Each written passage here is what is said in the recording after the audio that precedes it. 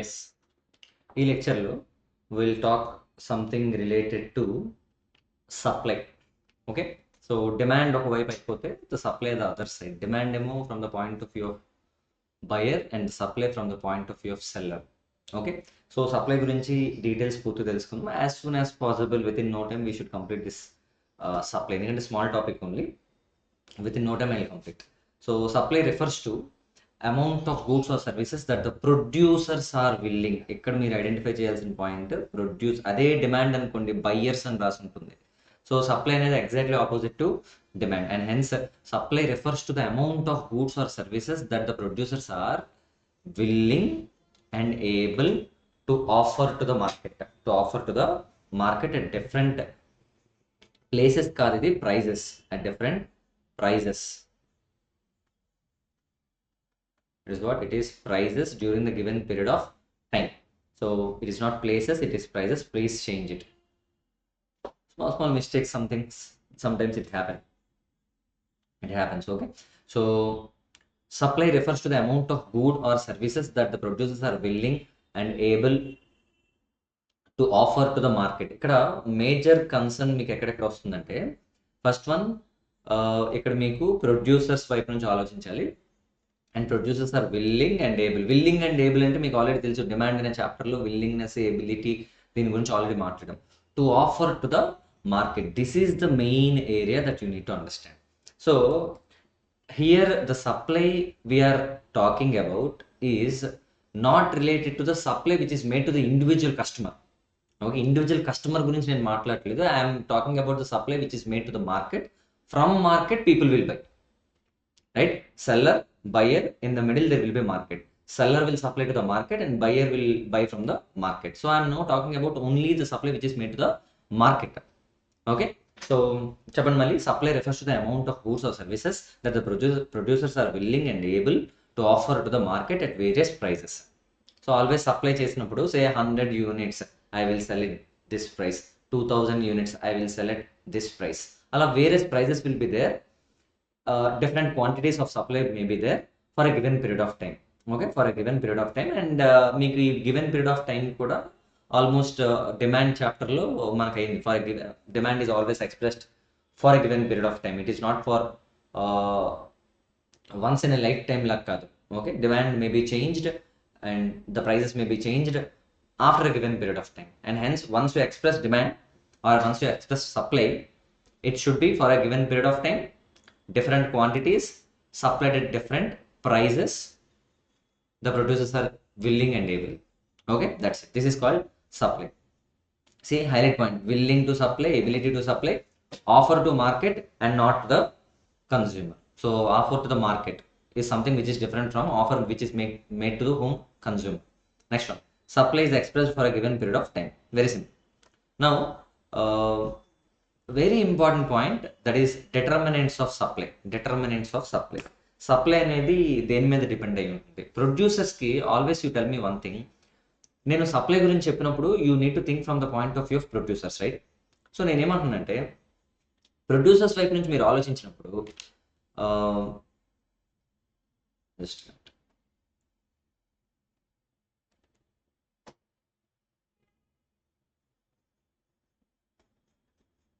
Yes, మీరు ఒక seller అని ఇమాజిన్ చేసుకోండి. So imagine me as a seller. Now always a producer will try to maximise his profits. నాకు ఎంత ఎక్కువ ప్రాఫిట్స్ వస్తే అంత మంచిది. సో ప్రాఫిట్స్ మనకు పెరగడానికి main reason when the prices are high. So example, మీకు నేను 60,000 రూపీస్ ఛార్జ్ చేస్తున్నానంట CA inter. Okay, so or CMA inter 60,000 rupees charge చేస్తున్నట్ట. When it is 70,000 rupees, obviously I will get some more profits. Yes or no? So price అనేది పెరుగుతుంటే it will be a plus point for home the producer. So always ప్రొడ్యూసర్కి ఎక్కువ price ఉన్న items అంటే అతనికి interest ఎక్కువ ఉంటుంది, ఎందుకంటే he gets more profits for those goods. And hence price is the determining point whether to produce more number of goods or not. So production depends upon, okay, the supply depends upon what? The supply depends upon what? It depends upon price. When price is more, the producers are tempted to supply more. That's it. Okay, see, when the price is more, it may fetch more profits to the seller and it encourages the seller to supply more quantities, and hence see price up arrow mark ఉందనుకోండి, supply కూడా up arrow mark. Price down అయితే supply కూడా down. So and hence it is direct relation. The above is applicable when there is ceteris paribus అట. అంటే దాని meaning ఏంటి? Supply అనేది సెట్రెస్ purpose అంటే మీకు తెలుసు, అదర్ థింగ్స్ కెప్ట్ కాన్స్టెంట్. ఇప్పుడు నేను చెప్పింది ప్రైస్ గురించి చెప్తున్నాను. ప్రైజే కాకుండా వేరే other activities, other things are also there which can determine the supply. So remaining అన్ని keep them aside. You think only one thing called as price, and price will have direct relation. Price will have what? Direct relation. So law of supply అని చెప్పి ఇంకో concept ఉంది. లా of demand ఎలా ఉందో లా of supply కూడా ఉంది. అందులో will try to understand supply and price both are directly related. Okay, so second ఆస్పెక్ట్కి వెళ్దాం. సెకండ్ డిటర్మినెంట్ అయితే ఎందుకు లా ఎలా ఇప్పుడు వచ్చింది కాబట్టి I will try to cover law of supply also. Law of supply. Okay, other things kept constant, the price of the goods will have direct relation to the supply of goods. That can be expressed or that can be represented as follows. Now you tell me quantity price rendu rasi. Okay, if I draw a graph, oka graph draw chesanu anukondi. See here,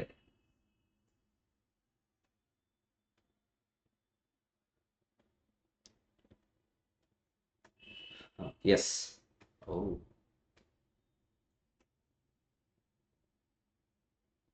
yes, see here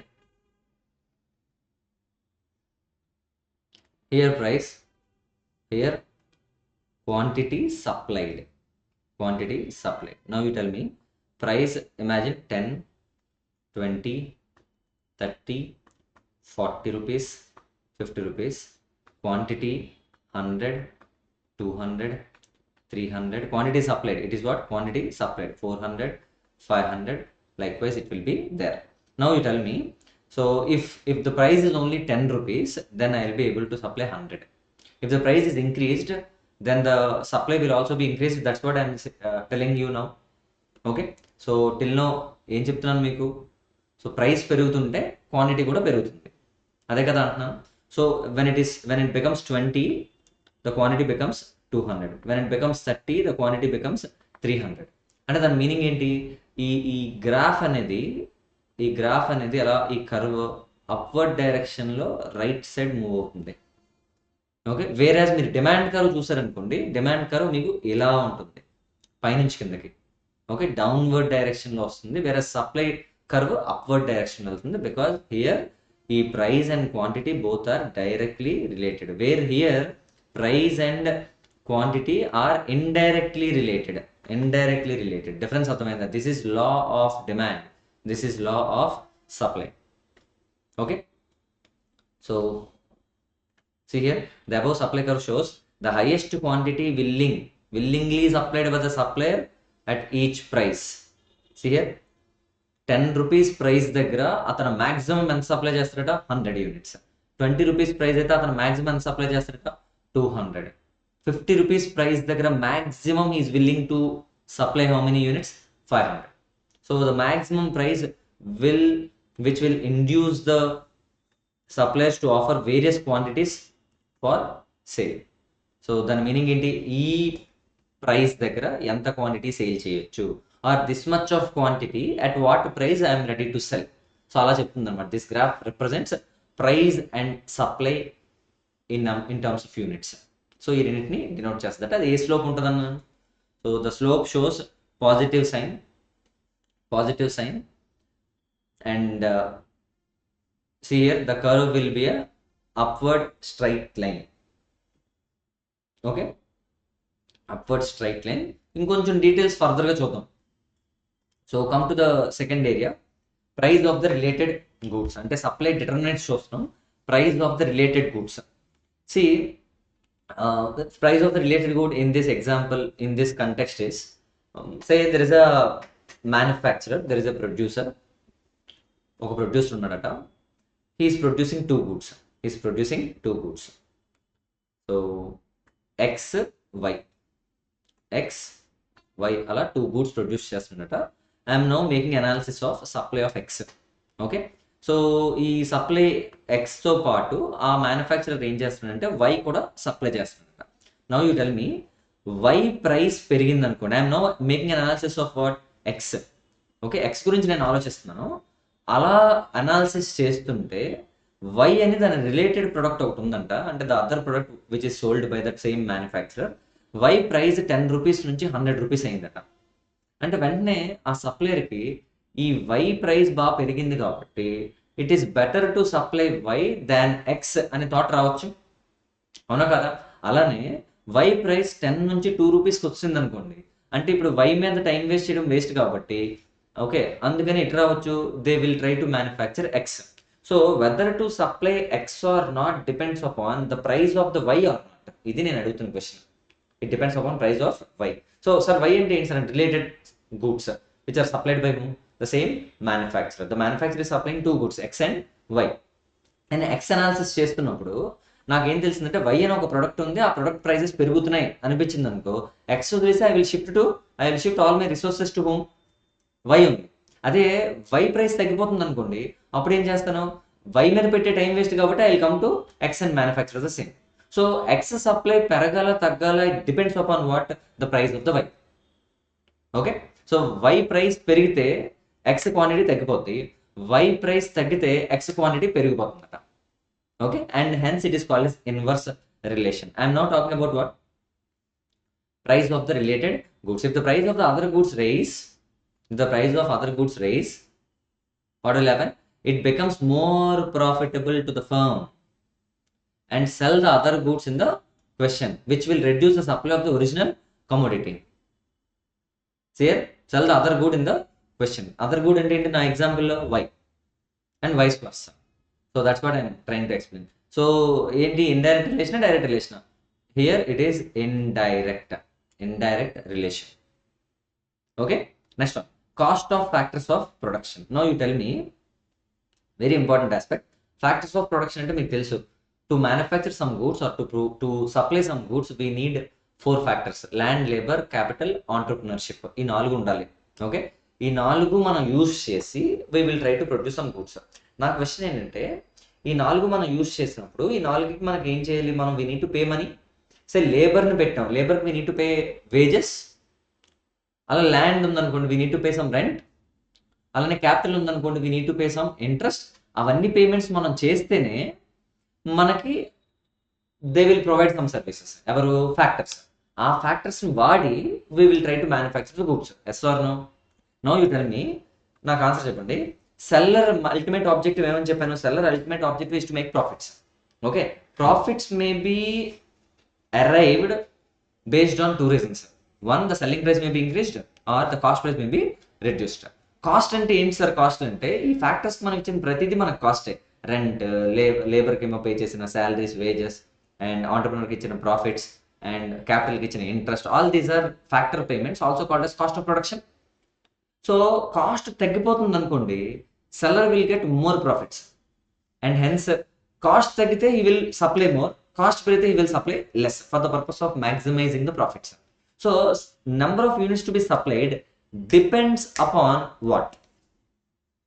Number of units supplied depends upon cost of factors of production. When cost is more, supply less. When the cost is less, supply more.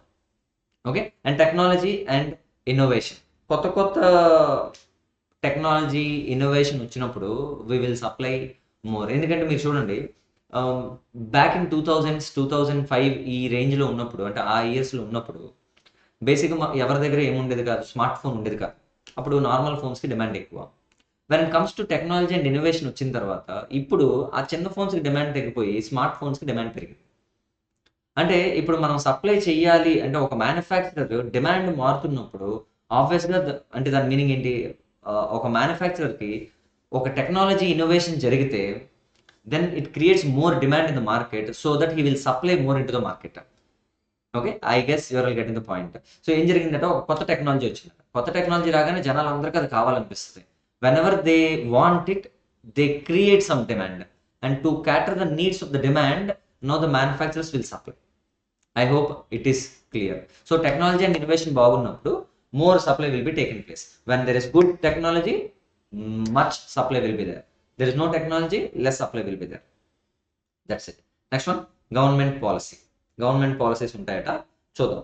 కొన్ని గూడ్స్ని encourage చేయడం కోసం దాని మీద taxes remove చేసేస్తారు. Okay, ట్యాక్సెస్ని remove చేసేస్తారు. ఎప్పుడైతే taxes ఉండవో the supplier will be able to manufacture the same product at very less cost. ఎందుకంటే ట్యాక్స్లు అన్నీ తగ్గిపోతున్నాయి. సో గవర్నమెంట్ పాలసీ ఏంటంటే to encourage some goods they reduce the taxes or either they may remove the taxes also.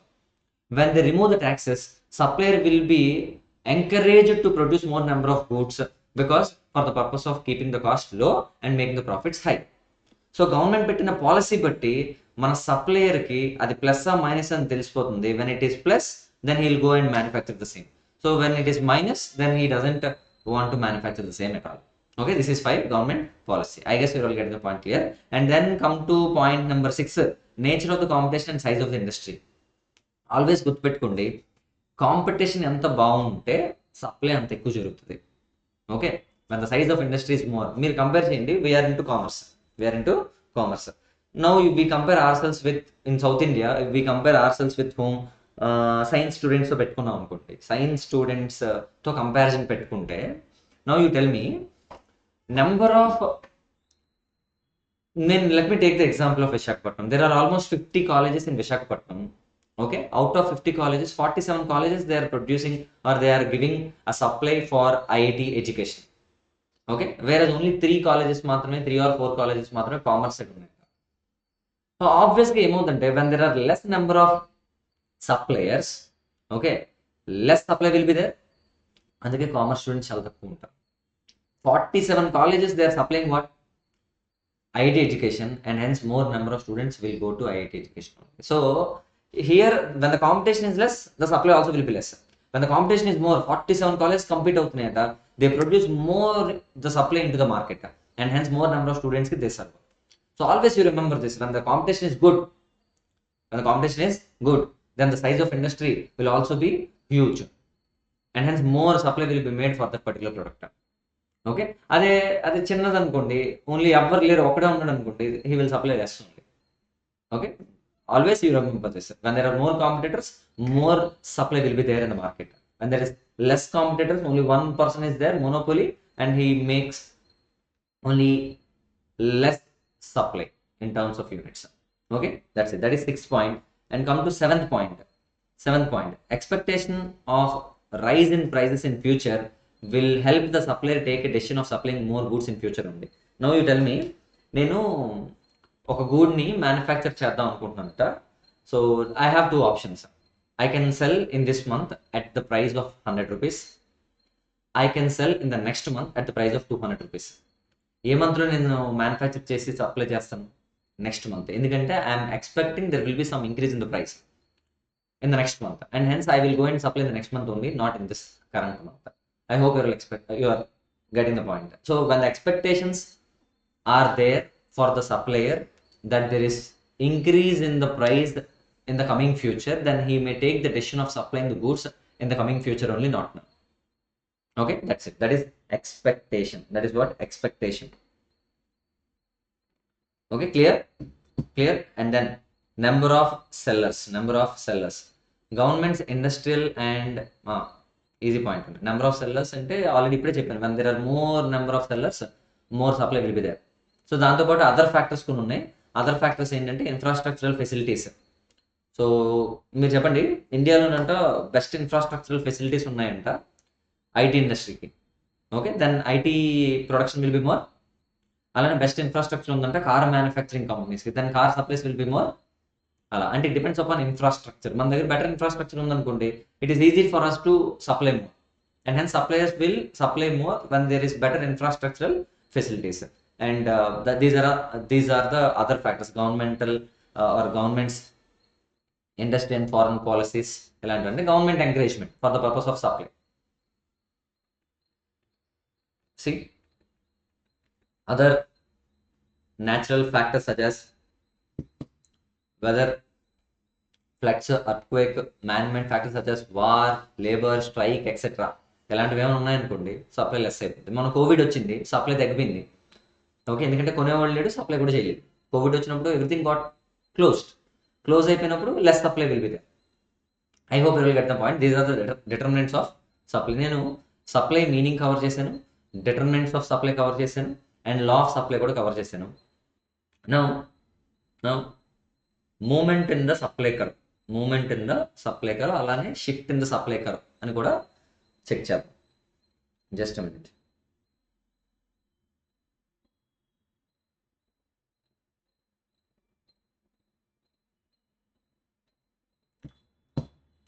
Yes, movement in the supply curve అలానే shift in the supply curve అంటే meaning ఏంటో చూద్దాం. మీకు ఇందాక ఒక supply curve draw చేసి చూపించాను. Supply curve. So here is the supply curve. Let me draw again.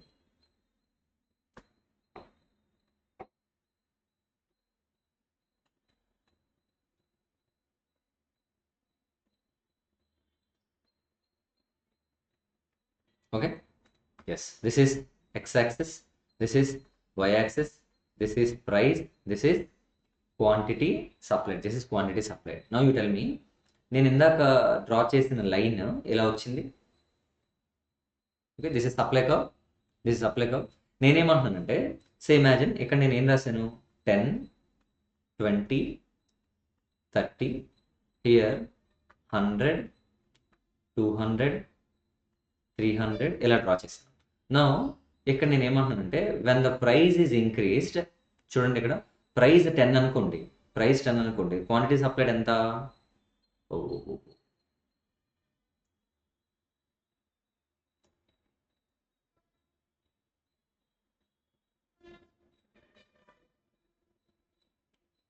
Yes, no you tell me, price 10 అనుకోండి, క్వాంటిటీ సప్లైడ్ ఎంత వస్తుంది? ఇలా వస్తుంది, అవునా? సో ఇప్పుడు పాయింట్, ప్రైస్ పెరిగింది అనుకోండి, ప్రైస్ 20 అయితే క్వాంటిటీ ఇది 200కి వస్తుంది. Yes or no? This is 200, ఇక్కడ ఎక్కడో రావాలి 200. అంటే దాని మీనింగ్ ఏంటి? పాయింట్ ఇక్కడ నుంచి, సి హియర్, పాయింట్ ఇక్కడ నుంచి ఎక్కడికి మూవ్ అవుతుంది? పైకి మూవ్ అవుతుంది. అదే ప్రైస్ 30 అయింది అనుకోండి, point will move this side. అంటే when price is increased, the quantity is also getting increased and the point will move up and down in the supply curve only. And what is this called as? It is called as what? Supply curve. Supply curve లోనే అటు ఇటు move అవుతుందట. దేనివల్ల అలా move అవుతుందంటే, when the price is getting changed, obviously what is getting changed? Okay, ఏం change అయిపోతుందట? Supply curve మారిపోతుందట. అదే సప్లై కర్వ్ లోనే పాయింట్ హియర్ అండ్ దేర్ తిరుగుతుందట. సో పైకి వెళ్తుంది. పైకి ఎప్పుడు వెళ్తుంది? Upward movement will be there when there is increase in the price. Downward movement will be there when there is decrease in the price. So it all depends upon price change only.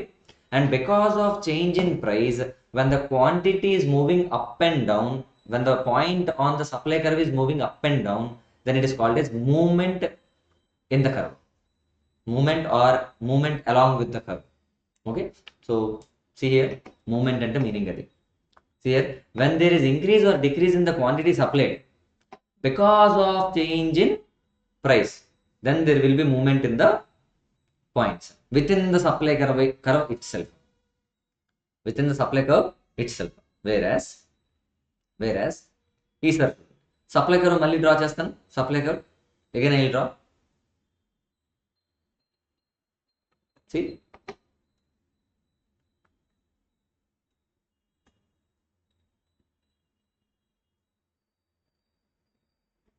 so again I am trying to draw supply curve. So ఈ supply కర్వ్లో నేను ఏమంటున్నానంటే, supply కర్వ్లో ఇక్కడ 10, 20, 30, 100, 200, 300. నా స్టార్టింగ్లోనంట 20, 200కి ఒక point పెట్టాను, 20, 200. Okay, ఆ next time 20, 200కి నేను ఒక సప్లై కర్వ్ డ్రా చేస్తే ఇలా వస్తుంది ఇది, అవునా? సో 10 రూపీస్ అయితే 100 అట, 30 రూపీస్ అయితే 300 అట. When I draw the supply curve looks like this, supply curve looks like this. ఇప్పుడు నేను ఏమంటున్నానంటే, కొన్నిసార్లు ప్రైజ్ సేమే ఉంటుందట, ప్రైజ్లో చేంజ్ ఏం లేదట, అంటే price remains constant at 20 rupees only, but still the quantity may be increased. What may be the reason? Price అలాగే ఉంది, బట్ క్వాంటిటీ మాత్రం ఇంక్రీజ్ అయిపోయిందట. What may be the reason? Okay, so other determinants ఉన్నాయి కదా, other డిటర్మినెంట్స్లో ఇప్పుడు governmental policy ఉంది.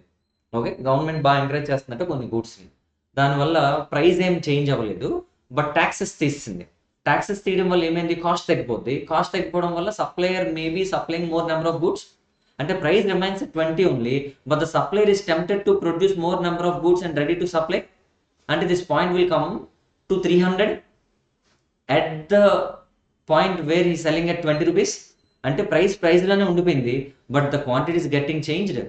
అవునా కదా, ప్రైస్ లోనే ఉండిపోయిందట. Quantity maybe increase to 200 at 10 rupees, quantity maybe increase to 400 at 30 rupees. Okay, దేనివల్ల నేనేం మాట్లాడుతున్నాను, ప్రైస్ మారకపోయినా సప్లై చేంజ్ అవుతుందట. దాని బెస్ట్ ఎగ్జాంపుల్ ఈ లైన్ ఎక్స్టెండ్ అయింది చూడండి.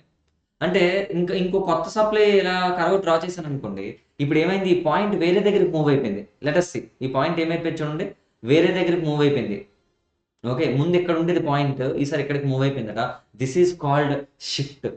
దాన్ని ఏమని పిలుస్తారట, సప్లై కర్వే ఆ పాయింట్ కర్వ్ లోంచి బయటకు వచ్చి వేరే దగ్గరికి వెళ్ళిపోయిందట, and this is called as what, shift. So this is right shift. ఇప్పుడు నేను రాసింది రైట్ షిఫ్ట్. ఒకవేళ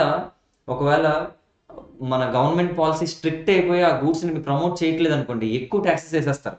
ఎక్కువ ట్యాక్సెస్ వేస్తే తక్కువ సప్లై చేస్తారు అప్పుడు suppliers, and hence this will move this side, అంటే షిఫ్ట్ దిస్ సైడ్, అంటే left side right side.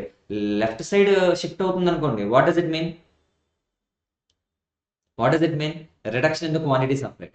Right side shift అవుతుంది అనుకోండి, what does it mean, increase in the quantity supplied. In any case it is called as what, shift. It is not movement. Movement అంటే ఆ కర్వ్లోనే పైకి కిందకి అవ్వాలి. అదే shift అంటే right side left side ఎటైనా అవ్వచ్చు, అవుట్ సైడ్ ద కర్వ్ దాటి బయటకు వెళ్తుంది. రైట్ సైడ్ షిఫ్ట్ అయితే increase in the quantity, left side shift అయితే డిక్రీజ్ ఇన్ ద క్వాంటిటీ. అసలు ఎందుకు షిఫ్ట్ అవుతుంది సార్ అంటే, because there is change in supply because of the reasons other than price. Price వల్ల జరిగితే వచ్చిందని ఏమని పిలుస్తారు, మూవ్మెంట్ అని పిలుస్తారు. Okay, that's it. See here, when there is increase or decrease in the supply because of factors other than price, then it leads to shift in the points from one supply curve to another supply curve. Very beautiful. Okay, ఇక్కడ కూడా నేను రాసి ఇచ్చాను, you can just read, summary ఇచ్చాను. Okay, now let us talk about elasticity of the supply. Demand లో elasticity వచ్చింది, అక్కడ మీకు అర్థం కాకపోయినా పర్వాలేదు, మళ్ళీ ఇక్కడ రష్గా చూడొచ్చు. సో కేర్ఫుల్గా నేను చెప్పింది ఒక 5-10 minutes వింటే any question you can solve from this topic. Okay, so what is elasticity no? Elasticity of supply అంటే దాని మీనింగ్ ఏంటంటే, ఎలాస్టిసిటీ అంటే చేంజ్. ఓకే, ఎలాస్టిసిటీ అంటే ఏంటంటే చేంజ్. సో ఎలాస్టిసిటీని వీళ్ళు ఎలా డిఫైన్ చేశారంటే, it is the degree of responsiveness to the quantity because of change in price. Price 10 రూపాయలు పెంచితే ప్రైస్ 10 రూపాయలు పెరిగింది అనుకోండి, supplier will be tempted to make more profits and supplier will try to now increase the quantity supplied. అవునా కదా, price పెరిగితే quantity supply change అవుతాను, పెరుగుతుందను. Price తగ్గితే క్వాంటిటీ తగ్గిపోతాను. అంటే ప్రైస్ మీద ఇది చేంజ్ అవుతుందా లేదా, when the price is getting changed, quantity supplied will also get changed. ఎంత చేంజ్ అవుతుందో చెప్తున్నారు అనుకోండి, that is expressed in terms of elasticity. So elasticity అంటే దాని మీనింగ్ ఏంటంటే, the amount of change that takes place in the quantity supplied because of change in price what they charge. Okay, so దానికి first మెథడ్ని మనం ఎలా తీసుకుంటాం అంటే percentage method. First method ఏంటి, percentage method. Just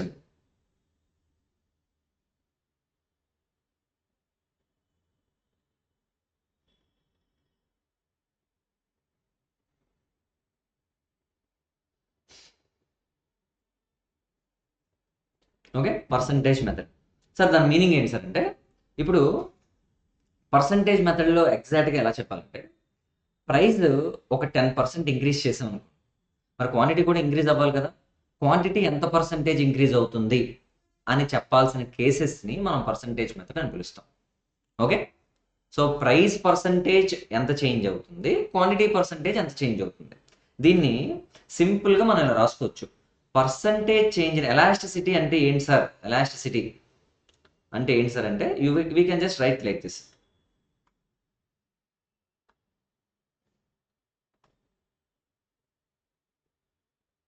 yes, ఇలా రాయొచ్చు చూడండి. ఎలాస్టిసిటీ అంటే ఏంటంట,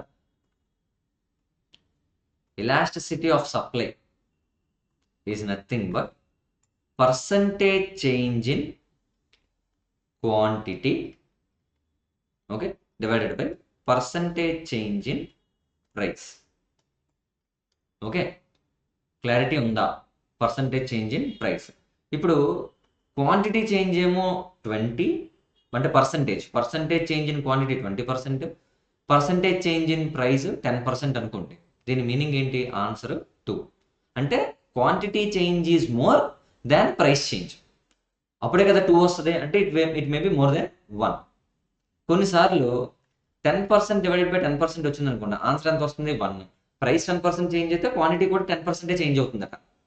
ఓకే, అంటే దీని మీనింగ్ ఏంటి? ఎలాస్టిసిటీ 1 అని మీనింగ్. దీన్ని యూనిటరీ ఎలాస్టిక్ అని పిలుస్తాం. Okay, so elasticity more than 1 ఉండొచ్చు, లెస్ దెన్ 1 ఉండొచ్చు. ఆశ్చర్యకరంగా 5% న్యూమరేటర్ 10% డినామినేటర్ ఉందనుకోండి, ఇట్ విల్ గివ్ యూ 0.5. అంటే ఎలాస్టిసిటీ లెస్ దెన్ 1 కూడా ఉండొచ్చు.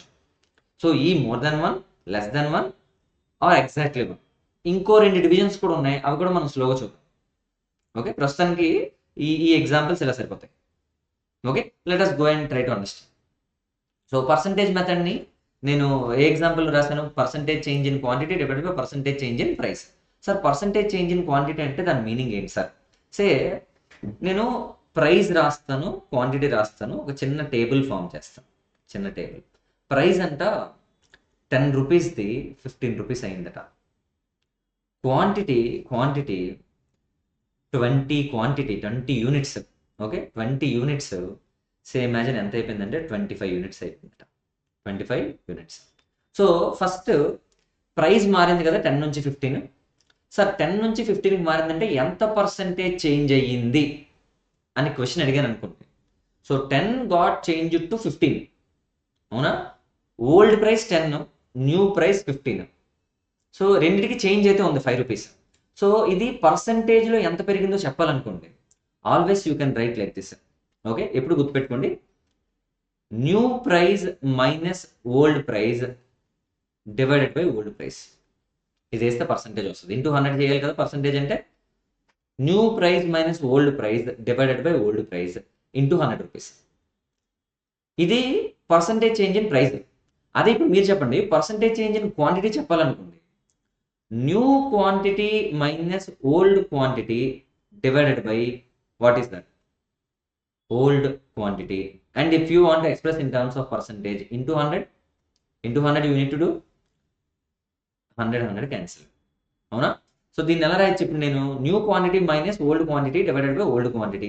అంటే డెల్టా క్యూ అంటే change in quantity. New minus old అంటే దాని మీనింగ్ change in quantity. Delta Q divided by Q అంటే ఏంటి? Old quantity. Okay, whole divided by reciprocate అవుతుందట. అయితే P divided by delta P. What is delta P?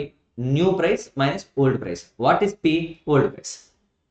Okay, this is the formula for elasticity. Elasticity formula ఏంటంటే delta Q by Q into P by delta P. Also you can write like this. ఎలా రాసుకోవచ్చు కావాలంటే దీన్ని? Delta Q divided by delta P into P divided by Q. That's it.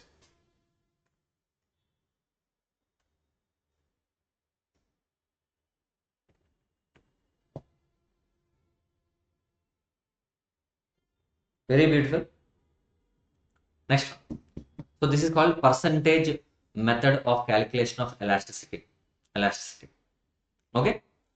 So next one, arc elasticity అంటే ఏంటో చూద్దాం. Arc elasticity నేను ఇప్పుడు చిన్న ఎగ్జాంపుల్ మీకు చెప్తాను. ఆర్క్ ఎలాస్టిసిటీ గురించి ఇక్కడే డ్రా చేస్తాను, లేకపోతే ఎందుకు? Okay, let me draw here itself. Yes, arc ఎలాస్టిసిటీలో ఏం జరిగింది చూద్దాం. సపోజ్ నేను ఒక సప్లై కర్వ్ డ్రా చేశాను. ఇలా ఒక సప్లై కర్వ్ డ్రా చేశాను. ఓకే, ఇక్కడ ఒక 2 పాయింట్స్ ఇచ్చాను. ఆ 2 పాయింట్స్ ఏంటంటే ఇందాక రాశాను కదా, this is what, this is quantity, this is price. So quantity నేను రాస్తున్నాను. క్వాంటిటీ ఎంతని చెప్పాను ఇందాక ఎగ్జాంపుల్ క్వాంటిటీ ఎంతని చెప్పాను? ఎస్, 20, 25. ఓకే, 20, 25. This is 20. ఇక్కడ ఇంకో పాయింట్ రాస్తున్నాను 25. ఈ పక్కన ఇంకోటి రాస్తున్నాను ప్రైజెస్. ఎంత? 10, 15. 10, 15. 10, ఇది ఏంటిది? 15. So price and quantity combinations 2 ఇచ్చాను. ఓకే, దీనికి ఎలాస్టిసిటీ క్యాలిక్యులేట్ చేయమని అడిగింది. దీనికి ఎలాస్టిసిటీ ఇది దీనికి ఏ అని పేరు పెట్టాను, దీనికి బి పాయింట్ ఒక పేరు పెట్టాను. ఈ రెండింటికి మధ్యలో ఎలాస్టిసిటీ ఎంత అని అడిగింది. ఓకే, ఎలాస్టిసిటీ ఎంతో అడిగినప్పుడు మీరు ఎలా చేస్తారు కదా యూజువల్గా. చూడండి, ఏ నుంచి బీకి వెళ్ళాం అనుకోండి. ఏ నుంచి బీకి వెళ్తే 25 minus 20 divided by 20 whole divided by 15 minus 10 divided by 15 minus 10 divided by 10. అవునా, ఇదే కదా ఆన్సర్. సో ఇక్కడ చూడండి, 5 divided by 20 divided by 5 divided by 10. 5 divided by 10. ఓకేనా. సో ఇక్కడ ఈ 5 క్యాన్సిల్ అయిపోయింది అనుకోండి. 10 divided by 2, 10 divided by 20, 10 divided by 20 అంటే 0.5. It may be the answer. Okay, answer ఎంతట 0.5. నేను ఏ నుంచి బీకి వెళ్ళాను కాబట్టి ఇలా వచ్చింది. అదే ఇప్పుడు నేను బి నుంచి ఏకి వెళ్ళాను అనుకోండి. ఓకే, ఏ నుంచి బీకి వెళ్తే ఏ టు బి చేస్తే 0.5 వచ్చింది ఆన్సర్. ఇప్పుడు బిఏ చూద్దాం. బి నుంచి స్టార్ట్ అయ్యి ఆన్సర్ చేసాం అనుకోండి, అప్పుడు సంథింగ్ డిఫరెంట్ ఆన్సర్ రాదు. ఎందుకు వస్తుందో చెక్ చేద్దాం. సో నేను బి నుంచి ఏకి వస్తే ఏమవుతుందో చెక్ చేస్తాను. బి నుంచి ఏకి, సో బి నుంచి ఏకి వస్తే new quantity will be 20. New quantity ఎంతట 20 minus old quantity 25 divided by old quantity 25 divided by new price 10 minus 15 divided by 15. Okay, దీని ఆన్సర్స్ చెక్ చేద్దాం. 5 divided by 25 divided by 5 divided by 15 ఎంత 15. 5 cancel అయిపోతే 15 divided by 25, 15 divided by 25 ఇదే answer. 15 divided by 25 ఒకసారి క్యాలిక్యులేటర్లో కొట్టి చూద్దాం. దాని answer చూడండి ఒకసారి. 15 డివైడెడ్ బై 25 ఎంత అవుతుంది? 0.6 వస్తుంది ఆన్సర్. ఎంత? 0.6. అంటే బి నుంచి ఏకి వస్తే 0.6, ఏ నుంచి బీకి వెళ్తే 0.5 అట. That's the problem now we're facing. So if I ask you the elasticity between 2 points, from where we need to start? Are we required to start from A to B or are we required to start from B to A? This is what we need to fix now. So ఇది మనకి starting point ending points తెలియవు కాబట్టి then there arises concept called as arc elasticity. ఒక arc మధ్యలో మీరు elasticity calculate చేయాలంటే మనకు starting point ending points తెలియవు కాబట్టి మీరు చూసుకోండి. కావాలంటే 5 ఇందాక కూడా 5 ఉంది అంటే ఆ రెండు కరెక్టే. ఈ డినామినేటర్స్ రెండు ఉన్నాయి చూసారా, అక్కడ వస్తుంది ప్రాబ్లం. ఇందాక డినామినేటర్లో 20 వచ్చింది, ఆ కింద 10 వచ్చింది. ఈసారి 25, ఆ కింద 15 వచ్చింది. అంటే డినామినేటర్స్ ఆర్ గెట్టింగ్ చేంజ్డ్. ఎందుకంటే ఓల్డ్ ప్రైజ్ న్యూ ప్రైజ్ మనది అదే ఓల్డ్ క్వాంటిటీ ఓల్డ్ ప్రైజ్ అనేది మారిపోతుంది. అండ్ హెన్స్ డినామినేటర్లో అసలు ఓల్డ్ అనేది తీసుకోవద్దు. Wherever you get the denominator, అక్కడ take the average of old and new. అది తీసుకోమని చెప్పారంటే సింపుల్గా పర్సంటేజ్ చేంజ్ మెథడ్ ఫార్ములా ఒకసారి మళ్ళీ రాసేస్తున్నాం చూడండి. పర్సంటేజ్ చేంజ్ మెథడ్ ఫార్ములా ఇదేనా? పర్సంటేజ్ చేంజ్ మెథడ్ ఫార్ములా ఏంటి?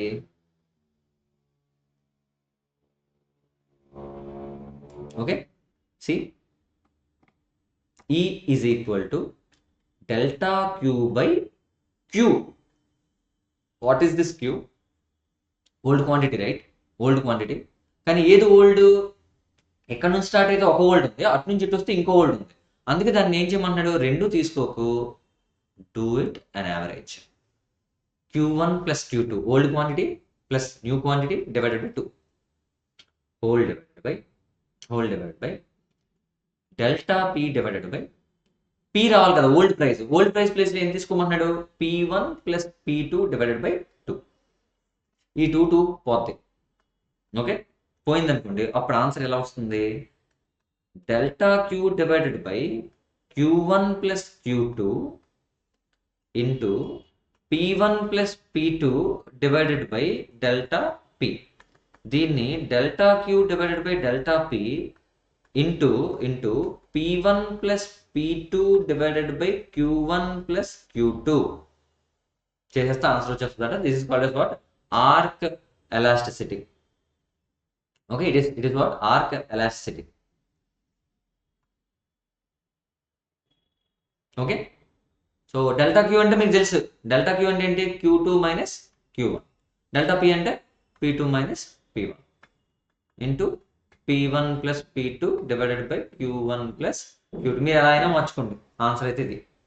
ఏంటి ఆ ఎలాసిటీ పేరేంటి? Arc elasticity. ఎందుకంటే మనకు స్టార్టింగ్ పాయింట్ తెలియదు కాబట్టి యావరేజ్ ఫిగర్స్ తీసేసుకుంటాం అన్నమాట. ఓల్డ్ ప్లేస్లో యావరేజ్, ఓల్డ్ క్వాంటిటీ ప్లేస్లో యావరేజ్ క్వాంటిటీ. ఓల్డ్ ప్రైస్ ప్లేస్లో యావరేజ్ ప్రైస్ తీసేసుకుంటాం. Okay, so the next concept is price point elasticity. Let me erase this, మీ అండర్స్టాండింగ్ కోసం అలా రాశాను. Let me erase this. So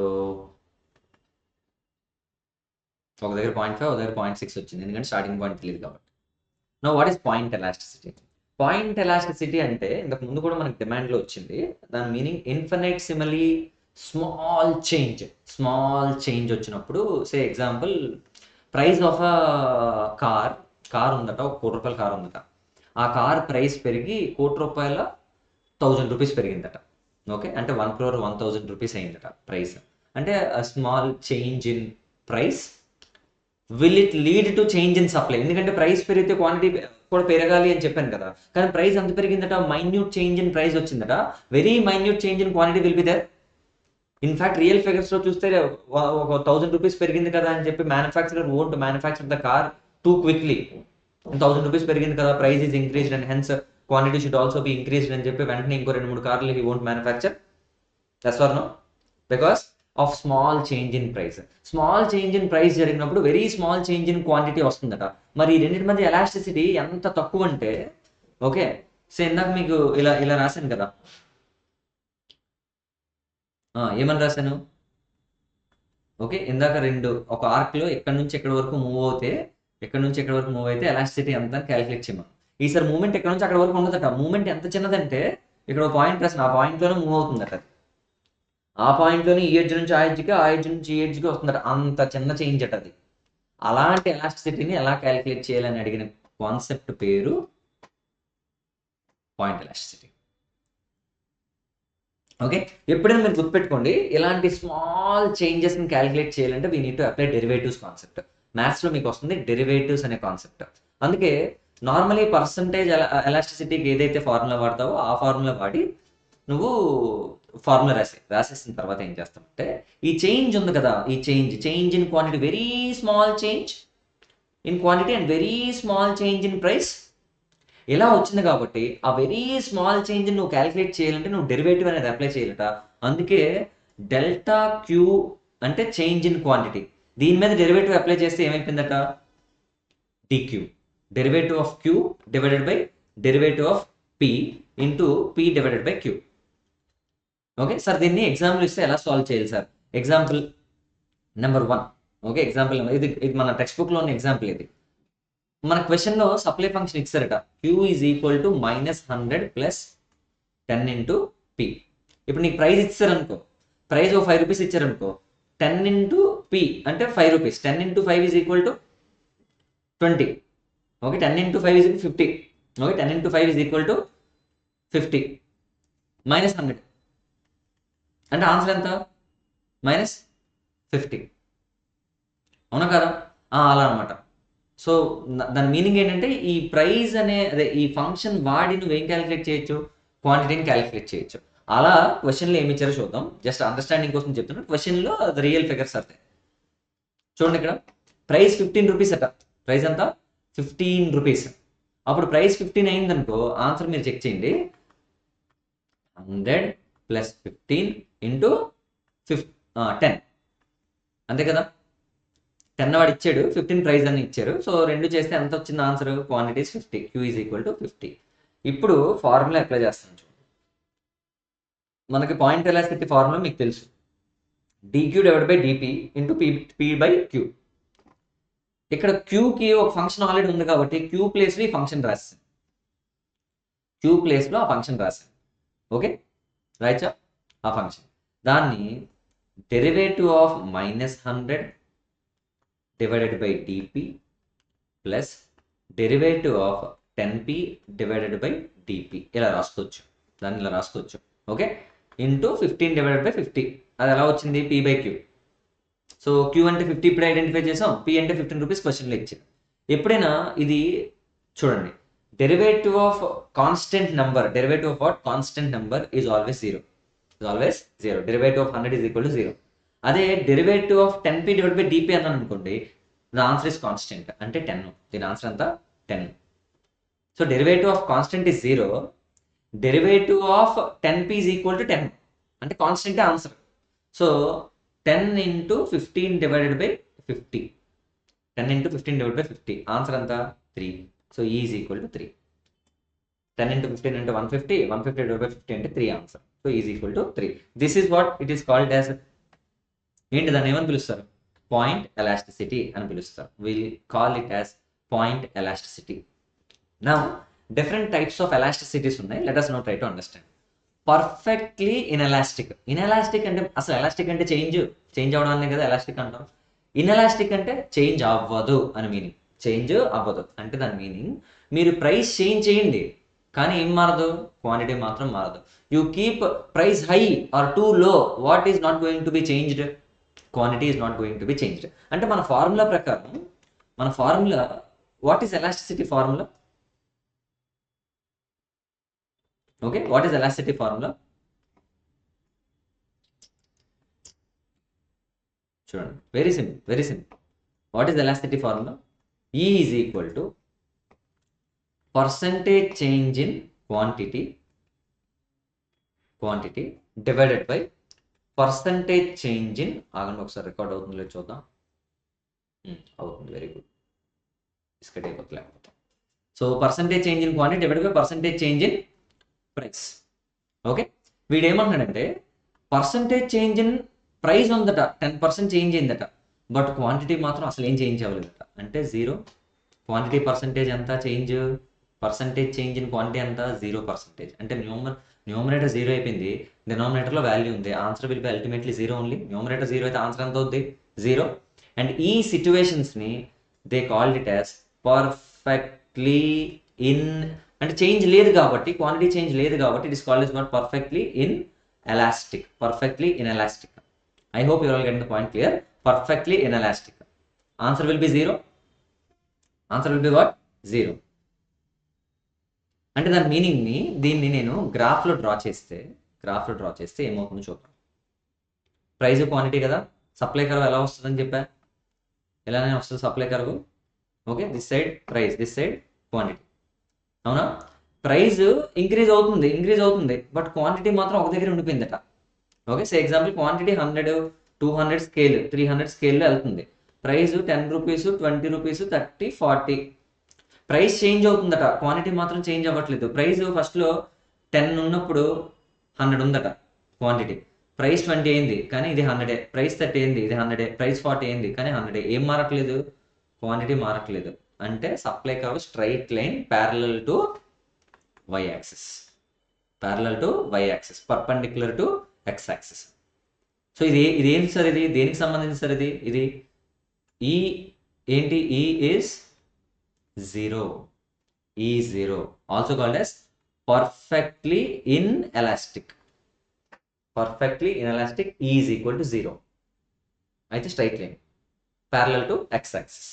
దీన్ని ఇంకోలో చూద్దాం, పర్ఫెక్ట్లీ ఎలాస్టిక్ చూద్దాం ఈసారి. పర్ఫెక్ట్లీ ఎలాస్టిక్ అంటే ఈసారి పర్ఫెక్ట్లీ ఎలాస్టిక్ అంటే దాని మీనింగ్ ఏంటంటే చేంజ్ ఇన్ ప్రైస్ లేకపోయినా, ప్రైస్ మారకపోయినా, అంటే డినామినేటర్లో చేంజ్ లేదు, ప్రైస్ మారకపోయినా న్యూమరేటర్ మాత్రం మార్కుంటూ వెళ్ళిపోతుందట. It is getting change without even change in price.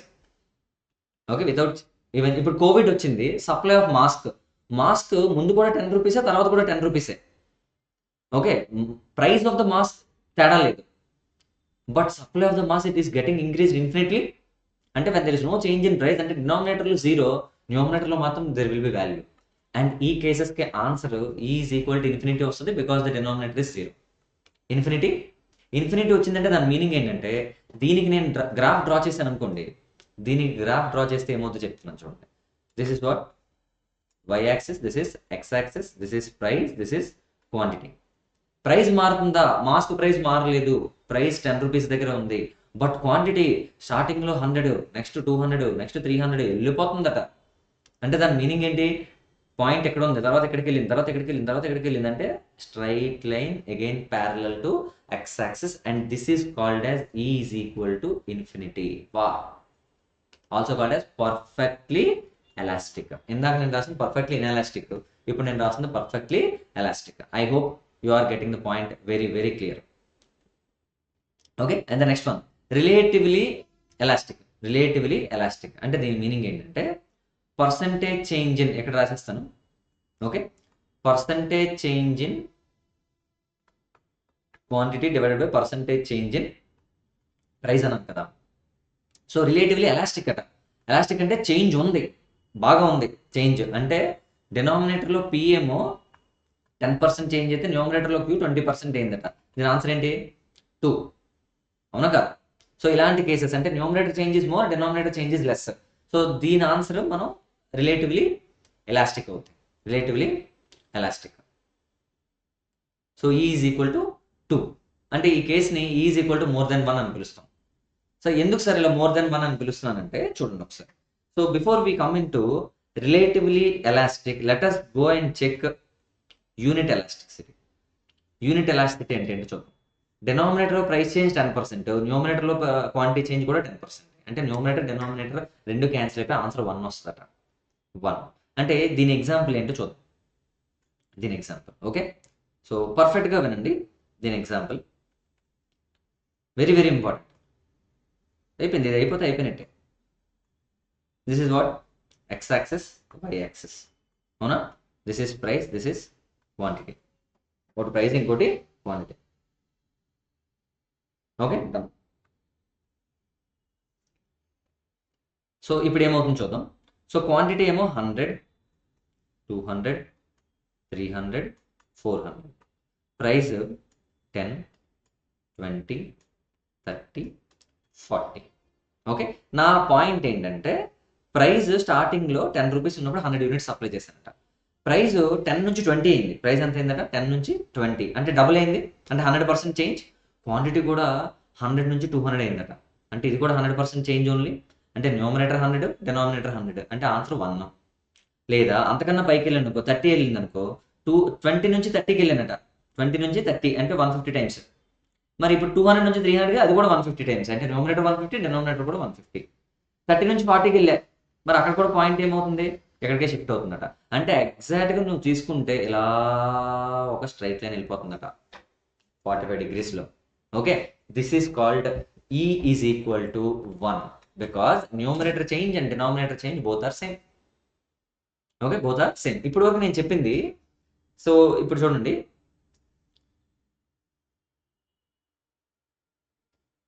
ఇదే కదా ఇప్పటి వరకు చెప్పాను. సో ఇప్పుడు నేను ఎలా డ్రా చేస్తాను చూడండి. ఎలా ఒకటి రాశా. What is this? E is equal to what? 0. ఎలా కూడా ఒకటి రాశా.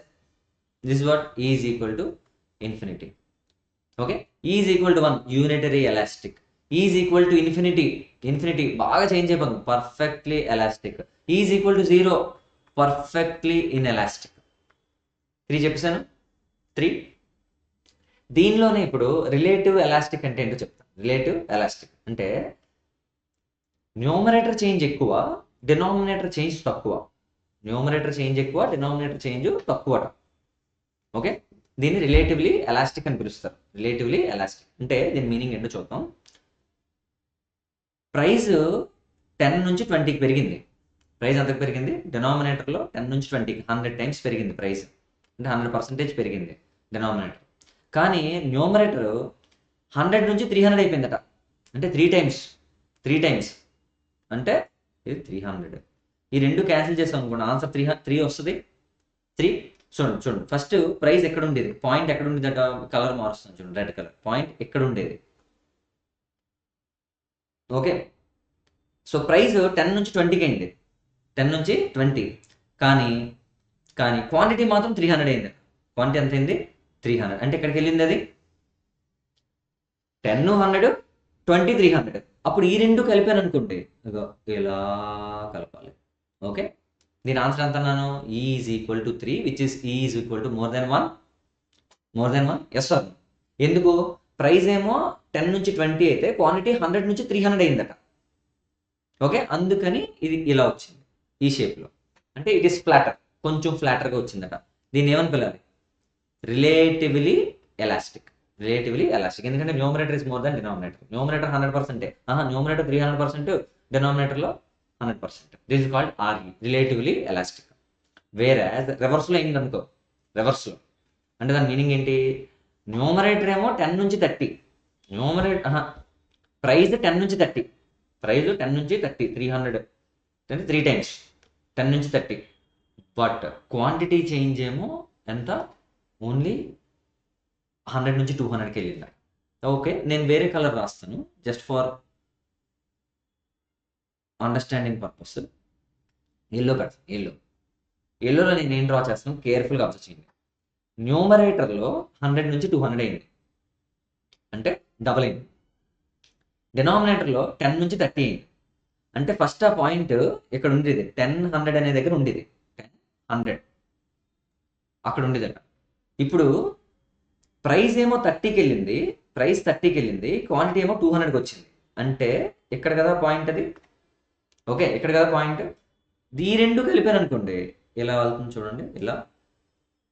ఓకే, ఏం జరిగింది సార్ సింపుల్గా అంటే, న్యూమరేటర్ ఏమో 100 నుంచి 200, అంటే న్యూమరేటర్ 100% చేంజ్. డినామినేటర్ 300, 10 నుంచి 30 అయిపోయింది. ఓకే, మరి ఈ రెండు క్యాన్సిల్ అయిపోయింది అనుకో, 1/3, 1/3 is equal to nothing but 33.33. అవునా, 0.33, సింపుల్గా చెప్పండి 0.33. సో 0.33 అంటే లెస్ దాన్ 1 ఓన్లీ. అందుకే ఇక్కడ E is equal to less than 1. Less than 1 is nothing but relatively in elastic. అబ్బా, very colourful. Okay, very colourful photo ఒకటి ఇప్పుడు తీసుకోవాలి.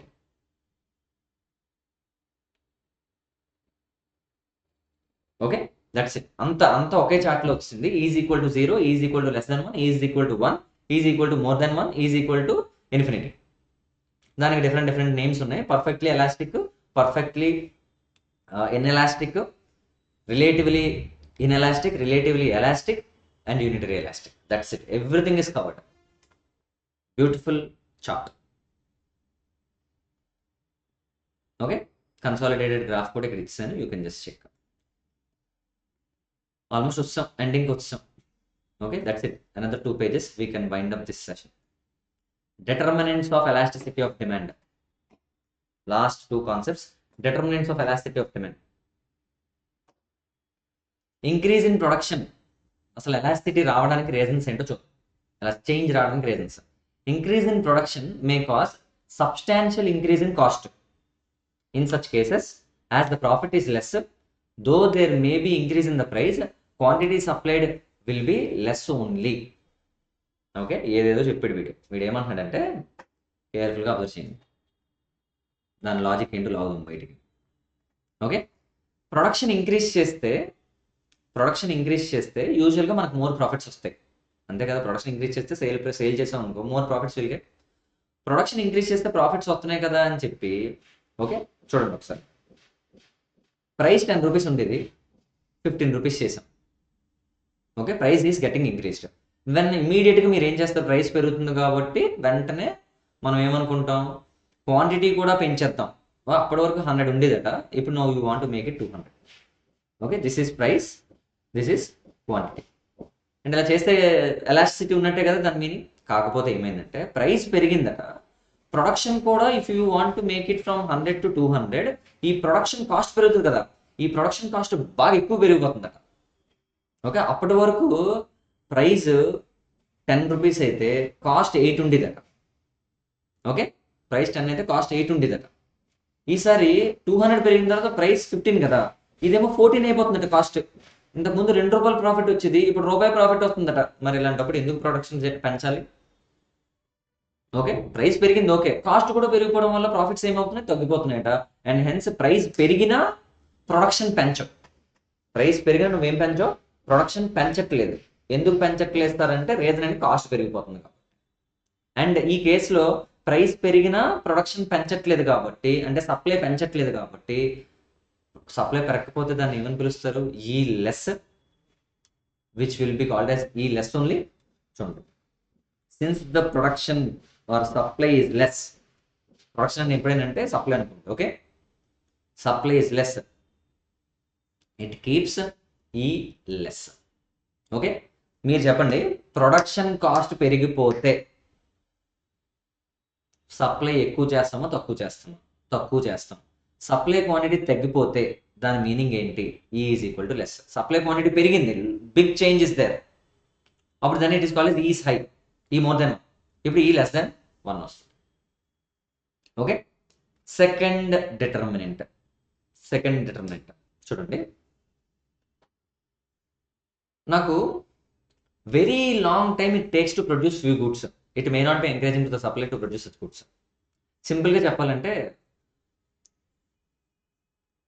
కొన్ని గూడ్స్ని మ్యానుఫ్యాక్చర్ చేయడానికి, సప్లై చేయడానికి it takes huge time. Air crafts, ships ఇలాంటివి ఉన్నాయనుకోండి, హ్యూజ్ టైం. ఇప్పుడు స్టార్ట్ చేస్తే 3-4 సంవత్సరాలు పడతాయి. ఒక సబ్మెరైన్ రెడీ చేయాలనుకోండి 5-6 సంవత్సరాలు పడతాయి.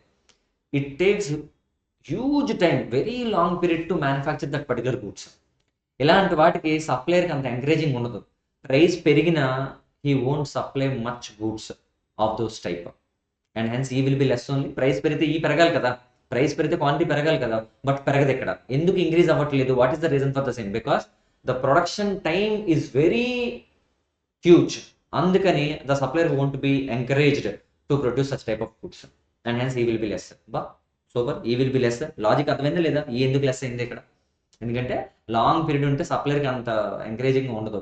ఎందుకంటే ఇప్పుడు మనం స్టార్ట్ చేసిన 5-6 సంవత్సరాల తర్వాత అవుతుందట, అండ్ హెన్స్ ప్రైస్ పెరగొచ్చు, షిప్ ప్రైస్ పెరగొచ్చు, బట్ అయినా అంత ఎంకరేజింగ్ అనిపించదు, ఎందుకంటే ప్రాఫిట్స్ ఎప్పుడో వస్తాయి, and hence E will be less. When it comes to third point, sometimes long period is necessary to manufacture the goods because very short period is not enough to pool the factories of production. దీనికి ఒక example చెప్తాను చూడండి. నాకు ఒక bike manufacturing company ఉందట. నేను ఆ బైక్ని 50,000 రూపీస్కి సేల్ చేస్తాను each unit. All of sudden నాకు ఒక కాంట్రాక్ట్ వచ్చిందట, I will buy bikes at 60,000 rupees, I need 1000 bikes అని ఎవరో నాకు ఒక కాంట్రాక్ట్ వచ్చింది. ఇమీడియట్గా నేను ఏం చేయాలి? అమ్మా 50,000 రూపాయల బైక్ 60,000 కొంటాను అంటాడు. వెంటనే నేను ఏం చేస్తాను? I will manufacture all the bikes with in no time. అంటే వాడు అన్నాడు, నాకు టైం ఇచ్చాడంట, ఈ రోజు సాయంత్రం వచ్చి నాకు ఆర్డర్ ఇచ్చాడట, రేపు మార్నింగ్ ఇచ్చేమని. రేపు మార్నింగ్కి 1000 బైక్స్ మ్యానుఫ్యాక్చర్ చేసి ఇచ్చేయమంటున్నాడట. I will pay how much of the money you want? 60,000, 70,000, 80,000 I will provide అంటున్నాడట. వెంటనే నువ్వు మ్యానుఫ్యాక్చర్ చేసేయగలవా? రాత్రికి రాత్రి 1000 బైక్స్ మ్యానుఫ్యాక్చర్ చేయాలా? మ్యానుఫ్యాక్చర్ చేయాలంటే you need plant and machinery, you need labour, you need land, ఇవన్నీ ఉండాలి. అవన్నీ పూల్ చేసుకోవడానికి take some time. Very short time నీకు ఇచ్చి నువ్వు ప్రొడ్యూస్ చేసే అంటే you won't produce, and hence you are not going to accept the contract. అంటే you are not going to supply those number of bikes with in no time. When you are not going to supply, E will be less only. నువ్వు supply చేస్తే కదా ఈ పెరుగుతుంది, నువ్వు supply చేయకపోతే ఈ less ఉంటుంది. అది పాయింట్ నెంబర్ 3. అబ్బా super. Third point very logical. Okay, next one. When there is high degree of competition, E will be more because of more competitors. Okay, మీరు చెప్పండి. మోర్ నెంబర్ ఆఫ్ కాంపిటేటర్స్ ఉన్నప్పుడు more supply జరుగుతుంది అన్నాను, అవునా కదా? ఇప్పుడు ఏం జరిగిందంటే నేను నా కాంపిటేటర్ ఇద్దరం సప్లై చేస్తాను. Okay, a little change in price from their side, వాళ్ళు ప్రైస్ పెంచారు అనుకోండి, వెంటనే చాలా మంది నా వైపు షిఫ్ట్ అయిపోతారు. బయర్స్ నా వైపు ఎప్పుడైతే షిఫ్ట్ అయిపోతారో I need to produce more, అవునా కదా? అంటే change in price when there are more competitors, then it leads to what? More quantity supply. మీరు చెప్పండి, కోక్ పెప్సీ 2 ఉన్నాయి. Coke Pepsi 2 20. పెప్సీ కూడా ఏం చేసాడంట, పెప్సీ మంది అనుకుందాం, కోక్ కూడా ఏం చేసాడట, ప్రైస్ 22 చేసాడట. వెన్ కోక్ వాళ్ళు తాగే వాళ్ళందరూ ఇటు వచ్చేస్తారు, ప్రైస్ పెప్సీకి వచ్చేస్తారు. ఓకే, ఎప్పుడైతే పెప్సీకి వచ్చేస్తారో now I need to sell them those number of Pepsis, and hence I need to supply more number of Pepsis. No, when I supply more number of Pepsis, obviously it leads to more E. Competitors ఉన్నప్పుడు ఎలా జరుగుతుంది? E will be more for supply. Fourth point is also clear. Okay, very very important. అన్ని స్లోగా 1 by 1. Elasticity is also higher when there are fewer barriers to entry into the market. Okay, say మీరు చెప్పండి, మన మార్కెట్లో number of sellers, number of buyers ఉంటారు. ఇప్పుడు నేను I want to just enter in to the telecommunication ఇండస్ట్రీలోకి enter అవుతాం అనుకుంటున్నాను. ఇండియాలో 4-5 టెలికామ్ సర్వీస్ ప్రొవైడర్స్ ఉన్నారు. ఎవరు? సే ఇమాజిన్ వోడాఫోన్ అని, ఎయిర్టెల్ అని, బిఎస్ఎన్ఎల్ అని అలా ఉన్నారు. ఇప్పుడు రవి ఇండస్ట్రీస్ లిమిటెడ్ అని, రవి టెలికమ్యూనికేషన్ సర్వీసెస్ అని ఒకటి వచ్చేస్తుందట, ఆర్టీసీఎస్, రవి టెలికమ్యూనికేషన్ సర్వీస్ అని. ఇలా నేను ఈజీగా వచ్చేయడానికి కావదు. It needs lot of licences, lot of investment, it is very difficult to enter in to that market. అలాంటప్పుడు నేను ఎప్పుడైతే అది కష్టంగా ఉందో I may not produce more number of quantities, more supply I cannot do and hence E will be less. So when there are higher barriers in to the market, okay, when there are higher barriers for someone to enter into the market, then they may not supply huge number of goods or services and hence E will be less only. So very simple. E ఎప్పుడు నేను ఎప్పుడేమన్నా ఈ less ఉంటుంది ఎప్పుడు barriers ఎక్కువ ఉంటాయి, ఈ more ఉంటుంది ఎప్పుడు బ్యారియర్స్ తక్కువ ఉంటాయి. సో బ్యారియర్స్ లెస్ ఈ is high, barriers more E is less. Bah, super, mind blowing. Done. Sixth point, very logical. When firm is operating at full capacity, E will be less only. Firm there machine undata, aa machine 1 lakh units produce cheyagala. Okay, already 95,000 units వచ్చింది, produce చేస్తారు, ఇంకా 5,000 units pending capacity ఉంది. ఇప్పుడు నాకు ఏదో order వచ్చింది 50,000 units produce చేయండి అని. ఆర్డర్ నేను యాక్సెప్ట్ చేయగలనా? చేయలేను. I cannot. నేను ప్రైస్ ఎక్కువ ఇస్తాను, ప్రొడ్యూస్ 50,000 గూడ్స్ అంటున్నాడట. నువ్వు ప్రైస్ నాకు ఇచ్చినా నా దగ్గర ఏం లేదు, స్పేర్ కెపాసిటీ లేదు. When there is no spare capacity I may not be in a position to supply much number of goods and hence E will be less. చూడండి ఇక్కడ, when the firm is operating at full capacity E will be less, when there is spare capacity E will be more. E రెండు vice వర్స points, రెండింటికి ఒకటే exam. Okay done. Eighth పాయింట్కి వచ్చాం.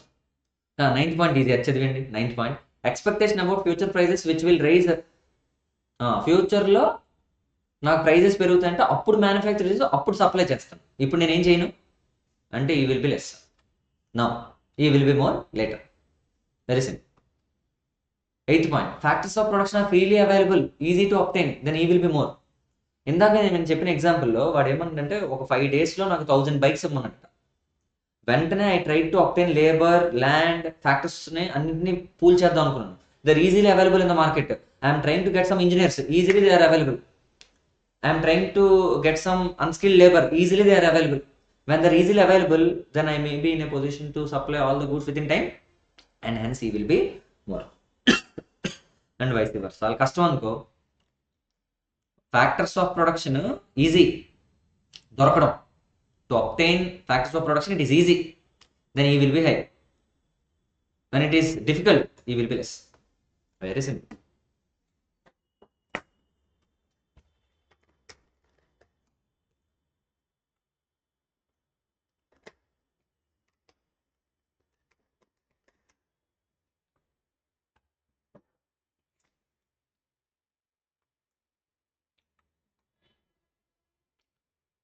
Yes.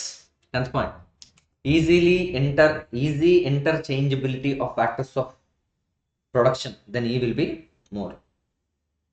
See, నా దగ్గర land ఉందట, ఆ ల్యాండ్లో నేను డిఫరెంట్ థింగ్స్ చేయొచ్చట. Say I have a land where I'm growing some crops.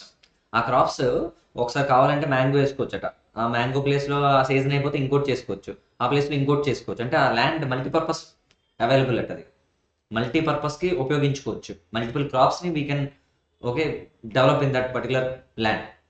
అలాంటి అవకాశం నా దగ్గర ఉందనుకో, ఇంటర్చేంజబిలిటీ ఆప్షన్ ఉందట, interchangeability option, then I will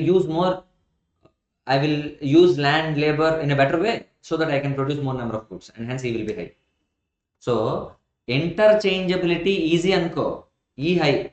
interchangeability లేదనుకో, ఒక లేబర్ ఉన్నాడు, వాడికి ఒక పనే చేయగలడు, మిగతా ఏం చేయలేడు. అలాంటప్పుడు ఏం చేయగలం, you cannot produce more number of quantities. ఇంటర్చేంజబుల్గా దీనికి దానికి అన్నిటికీ వాడేసుకోవచ్చు. Okay, then E will be high. Simple. This is 10th point. Now the last concept for the day, it is equilibrium price.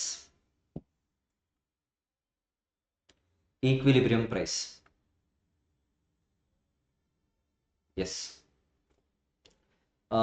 నేను ఒక టేబుల్ని ఇప్పుడు ఎక్స్ప్లెయిన్ చేస్తాను. Price 5 rupees, 4 rupees, 3 rupees, 2 rupees, 1 rupee. Quantity demanded ఏమో స్టార్టింగ్లో 6, 12, 19, 25, 31. Sir what exactly is this? Quantity demanded అంటే we need to think from the point of view of whom? Buyer. 5 రూపాయల price అయితే okay, ఎంత క్వాంటిటీ కొనడానికి రెడీగా ఉన్నారట? Only 6 units. ఎవరు? Buyers are ready to buy only 6 units. Whereas price 1 rupee అయితే, only 1 rupee అయితే price, okay, how many quantities are ready to be purchased? 31. అదే కదా జరిగింది. లా ఆఫ్ డిమాండ్ ఏంటి? మన price is less, quantity will be more, quantity demanded will be more. ఇప్పుడు అదే కదా జరిగింది అక్కడ. Whereas when comes to quantity supplier వైపు నుంచి ఆలోచించాం అనుకోండి, 1 రూపీ సేల్ ప్రైస్ అయితే supplier is ready to supply only 6 goods. 1 రూపీయే కాబట్టి అక్కడికి ఎంకరేజ్మెంట్ లేదు. Whereas when the price is 5 rupees, he is ready to supply 31 goods. Is ready to supply 31 goods. So 5 రూపాయల దగ్గర ఏం జరిగింది చూద్దాం. 5 రూపీస్ దగ్గర people are ready to buy 6 units, sellers are ready to supply 31 units. Mismatch. అవి రెండు match అవ్వాలనుకోండి, ఏమవ్వాలి? Price నువ్వు 5 రూపాయలు పెట్టావు అనుకో, నువ్వు సప్లై చేయలేవు అసలు. 6 ఉన్నారు రెడీగా, అంటే 6 యూనిట్స్ సేల్ చేయగలవు. నీ దగ్గర 31 ఉంది. అప్పుడు నువ్వు ఖచ్చితంగా ఏం చేయాలి? You need to reduce the price. If you bring down the price, then the quantity demand will be more and your supply will match it. And hence the impact on the price will be downward. మీరు always గుర్తుపెట్టి, మన supply is more, price is less. When the supply is more, demand is less. Okay, when the supply is more, demand is less, you need to reduce the price, downward direction. Next one, when the price, చూడండి ఇక్కడ కూడా చూడండి miss match, ఇక్కడ కూడా చూడండి quantity 12, quantity supplied 25. మరి రెండు match అవ్వాలంటే ఏం చేయాలి? ప్రైస్ మీద ఇంపాక్ట్ డౌన్వర్డ్ ఉంటుంది, ప్రైస్ తగ్గించాలి. Price must come down from 5 to 4. ఇంకా తగ్గి సరిపోలేదు, 4 to 3.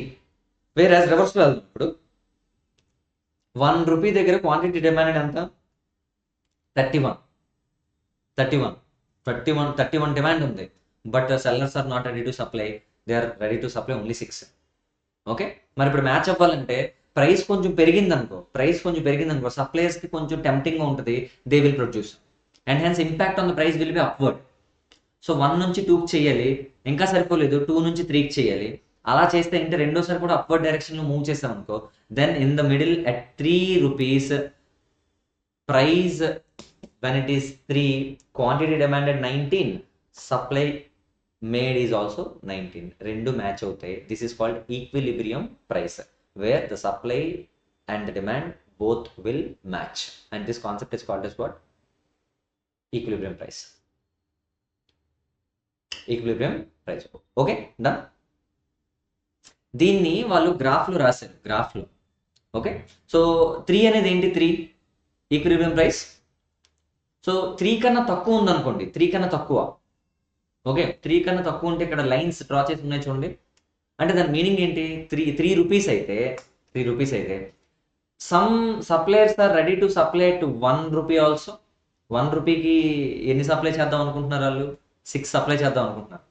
ఓకే, అలాంటి వాళ్ళకి 3 రూపీస్ వచ్చిందంటే అడ్వాంటేజే కదా. వాళ్ళకి రూపాయి దగ్గర సప్లై చేయడానికి రెడీ అయిపోయిన వాళ్ళకి 3 రూపీస్ ఇచ్చామనుకో, అంటే it will be advantage for them. Okay, and ఆ 1 రూపీ నుంచి 3 రూపీస్ మధ్యలో ఉన్నదంతా ఎవరికి అడ్వాంటేజ్? ప్రొడ్యూసర్కి సర్ప్లస్. అది ప్రొడ్యూసర్స్ సర్ప్లస్. వేరాస్ 5 రూపాయలకు కూడా రెడీ అయిపోయారట కొంతమంది కొనుక్కోవడానికి. 5 రూపీస్ దగ్గర 6 యూనిట్స్ కొనుక్కోవడానికి రెడీ అయిపోయారట. ఓకే, సో 5 రూపాయలకు రెడీ అయిపోయారు. అలాంటిది వాళ్ళకి ఈక్విలిబ్రియం ప్రైస్ ఎంతకు వస్తుంది? 3 రూపీస్కి వస్తుంది అనుకో.